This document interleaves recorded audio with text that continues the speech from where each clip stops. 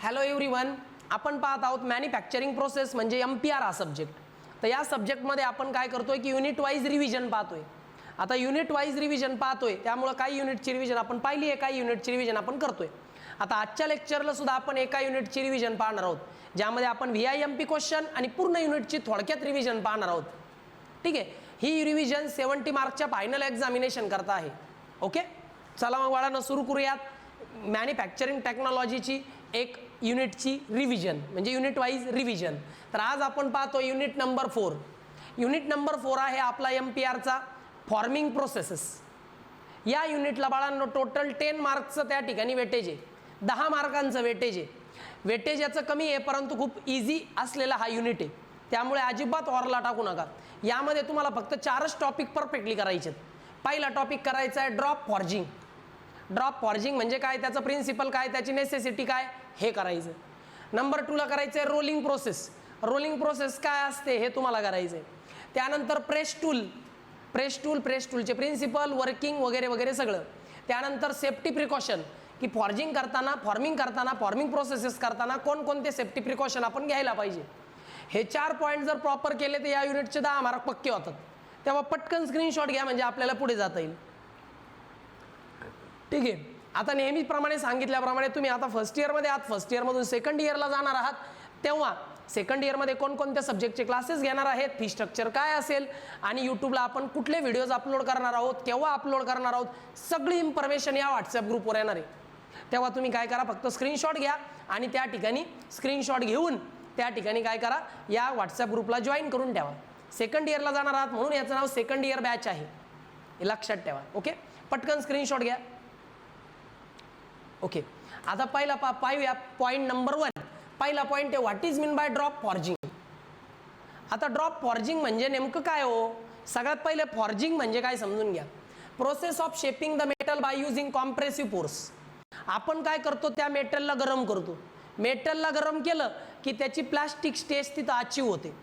आता plastic stage achieve झाली का त्या मेटलला आपण पाहिजे त्या शेपमध्ये कॉम्प्रेस करतो आणि मग त्या मेटलला हवा तसा शेप देता येतो. याला म्हणतात फॉर्जिंग प्रोसेस. म्हणजे थोडक्यात काय की मेटलला हवा तसा शेप देण्याकरता मेटलला हीट करून त्यावर कॉम्प्रेसिव्ह फोर्स आपण अप्लाय करतो, त्याला म्हणतात forging process. The process of forging is the shaping of metal by using compressive force. म्हणजे मेटलवर कॉम्प्रेसिव्ह फोर्स अप्लाय करायचा आणि मेटलला हवा तसा शेप द्यायचा. या प्रोसेसला म्हणतात फॉर्जिंग प्रोसेस. कसं, हे बघा असं दिसतंय. हे बघा हा वर्कपीस आहे, या वर्कपीसला हीट केलं, हीट केल्यामुळं त्याची प्लॅस्टिक स्टेज तिथं अचीव झाली आणि मग त्या हीट केलेल्या मेटलला फक्त वरून प्रेस केलं, कॉम्प्रेस केलं आणि मग त्या मेटलला पाहिजे तसा शेप दिला. याला म्हणतात forging process. Okay okay, done at hot or cold condition. आता फॉर्जिंग करण्याकरता हीट दिली जाते, कधी कधी हीट दिली जात नाही. जर हीट दिली तर हॉट कंडिशनमध्ये फॉर्जिंग प्रोसेस केली जाते आणि जर हीट दिली नाही तर कोल्ड कंडिशनमध्ये सुद्धा फॉर्जिंग प्रोसेस करता येते. आता आपण जे पाहिलं ते हॉट कंडिशनमध्ये केलेलं फॉर्जिंग आहे. हे हॉट कंडिशनमध्ये केलेलं फॉर्जिंग आहे. ओके, मग फॉर्जिंग ही हॉट आणि कोल्ड दोन्ही कंडिशनमध्ये करता येते. Okay, it improve strength and grain structure. बरं, फॉर्जिंग प्रोसेसमध्ये मेटलची स्ट्रेंथ वाढते, मेटलची स्ट्रेंथ वाढते, ग्रेन स्ट्रक्चर सुद्धा बेटर होत असतो. ग्रेन स्ट्रक्चर त्या ठिकाणी बेटर होतो, स्ट्रेंथ वाढते, म्हणून फॉर्जिंग प्रोसेस एकदम इम्पॉर्टंट आहे. बरं, आता फॉर्जिंग प्रोसेस तर कळाली, पण फॉर्जिंगचे टाईप किती. तर फॉर्जिंगचा पहिला टाईप आहे ड्रॉप फॉर्जिंग. चला पाहूया पहिला type. Okay, drop forging. Metal shaped by repeated hammer blows. मेटलला शेप देण्याकरता काय केलं जातं, हॅमरचे रिपीटेड ब्लोज दिले जातात.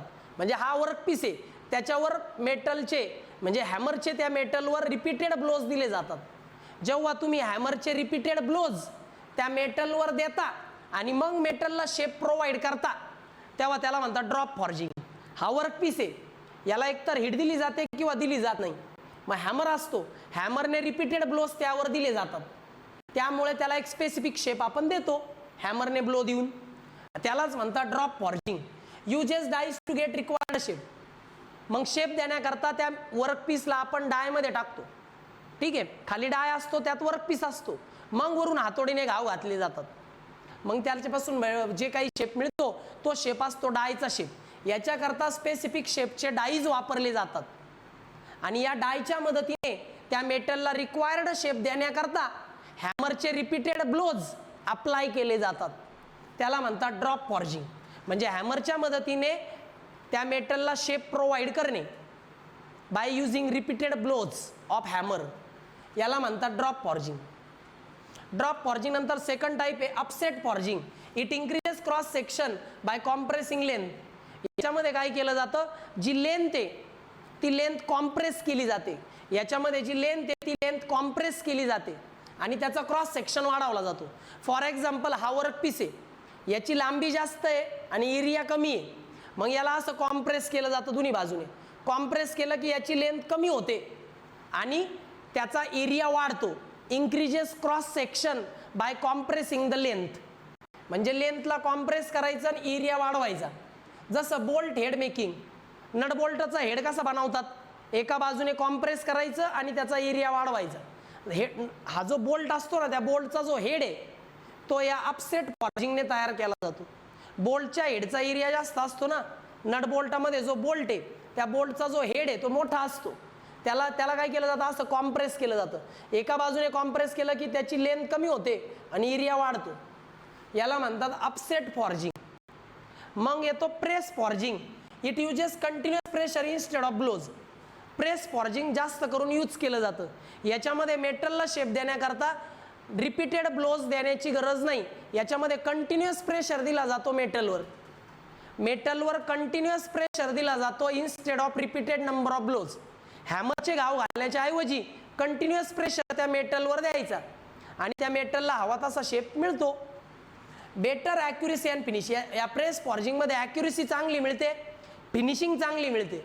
म्हणून मी तर म्हणेल की प्रेस फॉर्जिंग बेटर आहे, कारण याच्यामध्ये मेटलला शेप देण्याकरता कंटिन्युअस प्रेशर अप्लाय केला जातो. कंटिन्युअस प्रेशर अप्लाय केल्यामुळे ॲक्युरेसी आणि फिनिशिंग चांगली मिळते. या तिन्हीमध्ये प्रेस फॉर्जिंग एकदम बेस्ट आहे. चला, फॉर्जिंग म्हणजे काय कळालं, प्रेस फॉर्जिंगचे टाइप्स कळाले. आता आपण पाहूया बाळांनो डाय. आता तुम्ही पाहू शकता इथं डाय वापरला आहे की नाही. हे बघा वरतून प्रेशर देतोय, बघा डाय कडेचा हा काय डाय.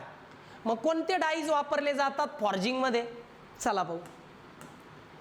तर या ठिकाणी तुम्ही पाहू शकता ओपन डाय फॉर्जिंग असतात आणि क्लोज्ड डाय फॉर्जिंग. डाय जे असतात ना ते दोन टाईपमध्ये असतात. काही ओपन डाय असतात, काही क्लोज्ड डायज असतात. मग open die forging, metal not completely enclosed. Open die फॉर्जिंगमध्ये तो जो वर्कपीस मेटल आहे तो पूर्णतः एनक्लोज केलेला नसतो. ओपन डाय फॉर्जिंगमध्ये तो जो मेटल आहे तो कम्प्लिटली एनक्लोज केलेला नसतो, तो थोडासा ओपन असतो. Used for simple shape. Simple shape जर आपल्याला द्यायचा असेल, आपल्याला आपल्या मेटलला सिंपल शेप द्यायचा असेल तर ओपन डाय फॉर्जिंग यूज करतात. ओपन डाय फॉर्जिंगमध्ये तुमचा जो मेटल आहे तो कम्प्लिटली झाकला जात नाही, तो कम्प्लिटली एनक्लोज केला जात नाही. क्लोज्ड डाय फॉर्जिंग, याच्यामध्ये काय होतं, डायची जी कॅव्हिटी आहे त्या डायच्या कॅव्हिटीमध्ये मेटल पूर्णतः झाकला जातो. Metal enclosed in a die cavity. Die कॅव्हिटीमध्ये तो मेटल पूर्णतः झाकला जातो. Used for complex shape. जर कॉम्प्लेक्स शेप द्यायचा असेल, ॲक्युरेसी हवी असेल तर क्लोज्ड डाय फॉर्जिंग केली जाते. कॉम्प्लेक्स शेप देण्याकरता क्लोज्ड डाय फॉर्जिंग वापरतात. इथं ॲक्युरेसी चांगली मिळते, इथं ॲक्युरेसी कमी मिळते. Simple शेपला open die forging, complex शेपला close डाय फॉर्जिंग. याच्यामध्ये पूर्ण मेटल एनक्लोज होत नाही, याच्यामध्ये पूर्ण मेटल एनक्लोज होतं. बघा इकडं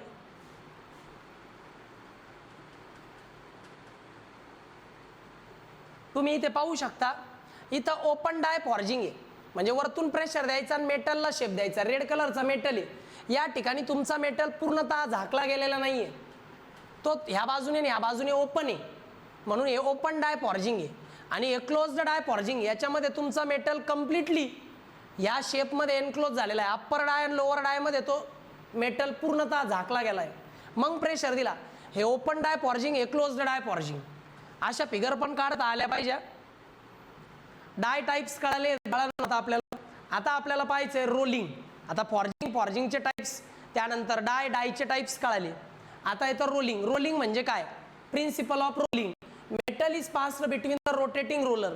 याच्यामध्ये काय करतात, तुमचा जो मेटल आहे तो रोटेटिंग रोलरमधून पास करतात. रोटेटिंग रोलरमधून मेटलचं शीट पास केलं जातं. थिकनेस डिक्रीजेस, त्यामुळं मेटलची थिकनेस कमी होते आणि लांबी वाढते.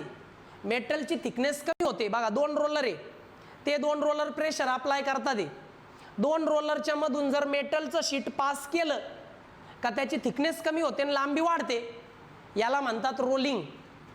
Okay, rolling. आता रोलिंगचे टाइप्स कोणते? आता हॉट रोलिंग आहे आणि कोल्ड रोलिंग आहे. मग हॉट रोलिंग काय बघा बरं.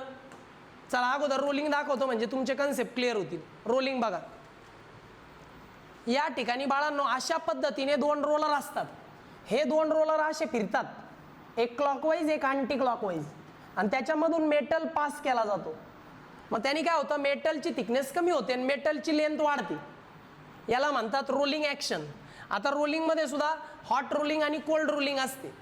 हॉट रोलिंग म्हटलं डन अबाव क्रिस्टलायझेशन टेम्परेचर, म्हणजे याच्यामध्ये मेटलला गरम करायचं मग रोलरमधून पास करायचं. म्हणजे मेटलचं टेम्परेचर वाढवायचं मग रोलरमधून पास करायचं. याला म्हणतात हॉट रोलिंग. याचे फायदे की याच्यामध्ये डिफॉर्मेशन लवकर होतं. मेटलला गरम केल्यामुळं मेटलला शेप देणं इझी होतं, म्हणून डिफॉर्मेशन पटकन होतं, मेटलला शेप देणं सोपं जातं. बरं, नो रेसिड्युअल स्ट्रेस. बरं, याच्यामध्ये कुठलाही रेसिड्युअल स्ट्रेस द्यावा लागत नाही. सगळा स्ट्रेस जो काय आहे तो बरोबर दिला जातो, कुठलाही स्ट्रेस वाया जात नाही. ॲप्लिकेशन कुठं केलं जातं बरं हे हॉट रोलिंग? रेल्वेचे जे रेल्वे रूळ आहेत ना, रेल्वेचे रूळ म्हणजे रेल्सला तयार करायला हॉट रोलिंग करतात. प्लेटा असतात, प्लेट्स, स्ट्रक्चरल सेक्शन म्हणजे I section, T section, Z section, हे सेक्शन तयार करायला हॉट रोलिंग वापरली जाते. स्ट्रक्चरल सेक्शन तयार करायला, रेल्स तयार करायला आणि प्लेट्स तयार करायला हॉट रोलिंग वापरतात. बघा आता पुढे येतं सेकंड टाईप कोल्ड रोलिंग. आता याच्यात फक्त काय केलं जातं, मेटलला गरम नाही केलं जात, डायरेक्टली पास केलं जातं रोलर्समधून. बघा, done at room temperature. Cold rolling ही रूम टेम्परेचरमध्ये केली जाते. याच्यामध्ये मेटलचं टेम्परेचर वाढवलं जात नाही, मेटलला हीट दिली जात नाही. ॲडव्हान्टेजेस काय आहेत? तर ॲडव्हान्टेजेस असे आहेत की better surface finishing. Surface finishing खूप चांगली भेटते. सरफेस फिनिशिंग खूप चांगली भेटते कोल्ड रोलिंगमध्ये. कोल्ड रोलिंगमध्ये सरफेस फिनिशिंग चांगली भेटते आणि स्ट्रेंथसुद्धा चांगली अचीव होते. स्ट्रेंथ अचीव होते, सरफेस फिनिशिंग चांगली भेटते. फक्त मेटलला हीट करायचं नाही, डायरेक्ट रोलरमधून पास करायचं. याला कोल्ड रोलिंग म्हणतात. स्ट्रेंथ चांगली मिळते, सरफेस फिनिशिंग चांगली मिळते. ॲप्लिकेशन कुठं वापरतात? शीट डेव्हलप करायला, शीट तयार करताना, स्ट्रिप्स तयार करताना, ऑटोमोबाईलचे पार्ट तयार करताना कोल्ड रोलिंग केलं जातं. बघा, कोल्ड रोलिंग ॲडव्हान्टेज ॲप्लिकेशन. आता रोलिंगचा कन्सेप्ट कळाला, पण त्याच्यामध्ये असतो जो रोलिंग मिल, तो काय? Machine with rollers to perform rolling. Rolling action करण्याकरता जे रोलर्स आहे त्यांना रोटेट करण्याकरता जे मशीन आहे त्याला म्हणतात रोलिंग मिल. म्हणजे हे एक असं मशीन आहे जे रोलरला रोटेट करायला लावतंय, एक असं मशीन जे रोलरला रोटेट करतंय. त्यामुळं काय होतं बाळांनो की त्या ठिकाणी ते रोलर फिरतात आणि मेटलला हवा तसा शेप देता येतो. मग हे एक असं मशीन आहे जे रोलरला रोटेट करतं आणि मशीनला हवा तसा शेप देणं पॉसिबल होतं. याला म्हणतात रोलिंग मिल. रोलिंग मिलचे 3 टाईप आहेत: 2 हाय रोलिंग मिल, 3 हाय रोलिंग मिल आणि 4 हाय रोलिंग मिल. रोलिंग मिल त्याचे टाईप्स.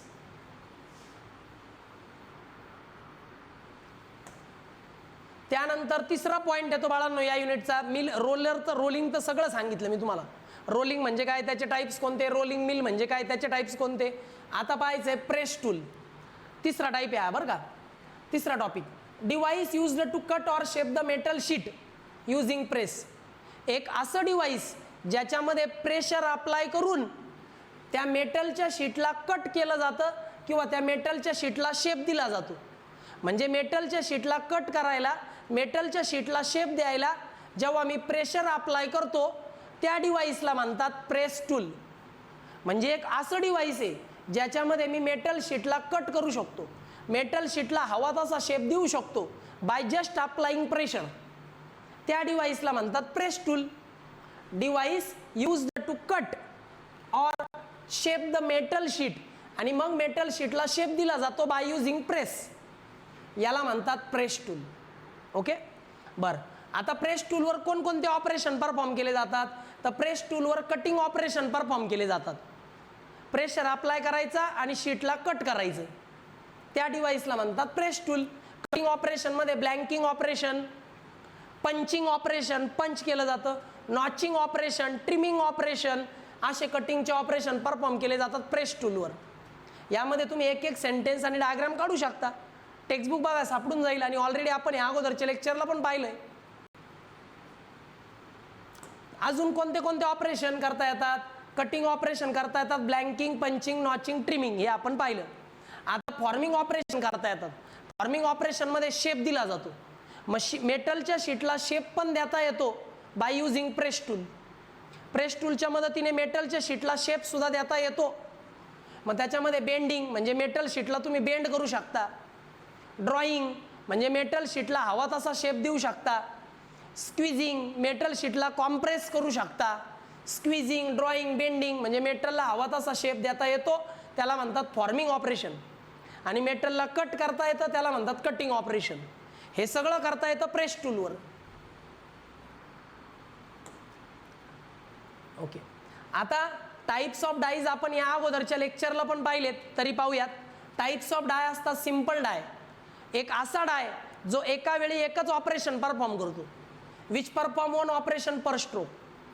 एक असा डाय जो एका स्ट्रोकमध्ये एकच ऑपरेशन परफॉर्म करतो. The die which performs single operation in a single stroke.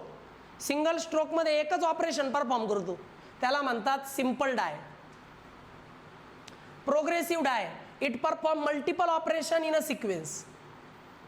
हा जो प्रोग्रेसिव्ह डाय असतो तो सिक्वेन्समध्ये मल्टिपल ऑपरेशन परफॉर्म करतो.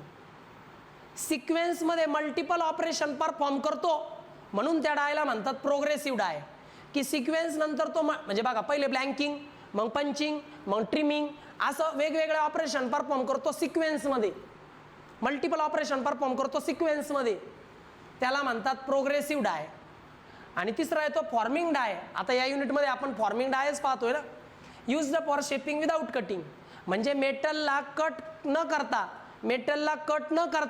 मेटलला हवा तसा शेप देण्याकरता जो डाय वापरतात त्याला फॉर्मिंग डाय म्हणतात. इथे मेटलला शेप दिला जातो, मेटलला तयार केलं जातं, कट नाही केलं जात, त्याला फॉर्मिंग डाय म्हणतात. ओके, चला मी तुम्हाला प्रेस टूल दाखवतो, मग शेवटचा पॉईंट. हे असे प्रेस टूल असतात, जस्ट फक्त सिंपल प्रेशर द्यायचं आहे म्हणजे इथं जो काही वर्कपीस आहे त्याला हवा तसा शेप देता येतो. असे प्रेस टूल असतात. कट करता येतं, शेप देता येतो. आता आपण पाहिलं फॉर्जिंग प्रोसेस, त्याचे टाइप्स. त्याच्यानंतर आपण पाहिलं बाळांनो रोलिंग प्रोसेस, त्याचे टाइप्स.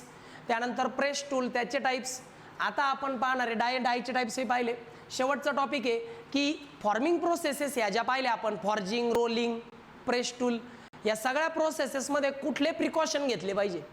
प्रिकॉशन तर घ्यावेच लागतात. मग जनरल सेफ्टी करता तुम्ही PPE किट घातली पाहिजे. विअर PPE किट म्हणजे तुम्ही हातामध्ये ग्लोव्ज घातले पाहिजे, डोळ्यामध्ये गॉगल्स घातले पाहिजे, हेल्मेट घातलं पाहिजे हे ऑपरेशन परफॉर्म करताना. त्यानंतर अवॉइड लूज क्लोथ, फार लूज क्लोथ घालायचे नाहीत, नाहीतर कपड्यांना आग लागू शकते. ढिल्ले कपडे घालायचे नाहीत. त्यानंतर फॉर्जिंग शॉपमध्ये जर तुम्ही काम करताय तर तिथं हीट असते, तिथं काय सेफ्टी घेतली पाहिजे. Handle hot metal carefully. इथं मेटलला गरम करावं लागतं. फॉर्जिंग प्रोसेसमध्ये कधी कधी मेटलला गरम करावं लागतं. मग तो जो हॉट मेटल आहे त्याला काळजीपूर्वक हँडल केलं पाहिजे. Handle hot metal carefully. Hot मेटलला काळजीपूर्वक हाताळा. Use proper tongs. आणि हॉट मेटलला पकडण्याकरता एक सांडशी असते, एक पक्कड असते हॉट मेटलला पकडायला, त्याला म्हणतात टॉंग्स. मग हॉट मेटलला पकडायला प्रॉपर टॉंग वापरा. टॉंग म्हणजे हॉट मेटलला पकडण्याकरता वापरलेलं पक्कड. Maintain safe distance from hammer. हॅमरपासून सेफ डिस्टन्स ठेवा. हॅमरपासून सेफ डिस्टन्स ठेवा. प्रॉपर टॉंग्स वापरा आणि हॉट मेटलला केअरफुली हँडल करा. हे प्रिकॉशन्स आपण घ्यायला पाहिजे. त्यानंतर बाळांनो प्रेस शॉप सेफ्टी. प्रेस शॉपमध्ये जर तुम्ही काम करताय तर काय काळजी घेतली पाहिजे. Use machine guard. मशीनपासून स्वतःला वाचवण्याकरता सगळे PPE किट वापरले पाहिजे, गार्ड्स वापरले पाहिजे म्हणजे ग्लोव्ज आहे, हेल्मेट आहे, गॉगल आहे. Keep hands away from the die area. Die एरियापासून हात बाजूला ठेवा. डाय एरियामध्ये जर हात गेला तर हात तुटू शकतो. म्हणून डाय एरियापासून हात बाजूला ठेवा. Use foot or automatic control. Automatic control सिस्टीमचा वापर करा, म्हणजे CNC सिस्टीमचा वापर करा, जिथं सगळं ॲटोमॅटिकली कंट्रोल करता येतं. Proper training before operation. कुठलंही ऑपरेशन परफॉर्म करण्याच्या अगोदर प्रॉपर ट्रेनिंग घ्या. हे झाले precaution while working in a press shop. आता रेग्युलर प्रिकॉशन काय घ्यायचे? Regular machine maintenance. मशीनचा मेंटेनन्स रेग्युलरली करा. प्रॉपर लुब्रिकेशन करा मशीनला, म्हणजे तिची लाईफ वाढेल. Emergency stop awareness. Emergency machine बंद करता आली पाहिजे. इमर्जन्सी स्टॉप अवेअरनेस पाहिजे. प्रॉपर लुब्रिकेशन करा, मशीनचा रेग्युलर मेंटेनन्स करा. या गोष्टी जर प्रॉपरली केल्या तर त्या ठिकाणी कुठलाही धोका नसतो मशीनवर काम करताना. ओके, अशा पद्धतीने बाळांनो युनिट नंबर 4चे जे पॉईंट्स मी सांगितले तेच पॉईंट करा. काही विद्यार्थ्यांना बाळांनो अशी शंका आहे की मी जे पॉईंट दिले तेवढेच लिहिले तर ओके का? पॉईंट तर ओके आहेत, मी दिलेले तेवढे लिहिले तरी. कमीत कमी 4 मार्काचा क्वेश्चन असेल तर 4 पॉईंट लिहायला पाहिजे. 6 मार्कांचा क्वेश्चन असेल तर 6 पॉईंट लिहायला पाहिजे. आणि ते 6 पॉईंट मिनिंगफुल असले पाहिजे, त्याचा व्यवस्थित अर्थ निघाला पाहिजे. आणि हे मी फक्त पॉईंट्स देतोय, याला सेंटेन्समध्ये तुम्ही इझिली कन्वर्ट करायचं तुमच्या इंग्लिश लँग्वेजमध्ये, म्हणजे तुम्हाला आउट ऑफ मार्क्स इझिली मिळतील. पण मी दिलेले पॉईंट हमखास एक्झामला येतात, यात काही शंका नाही. ओके, आता फक्त एकच युनिट राहिला आहे, तो आपण नेक्स्ट लेक्चरला कंडक्ट करूयात. Okay, bye students.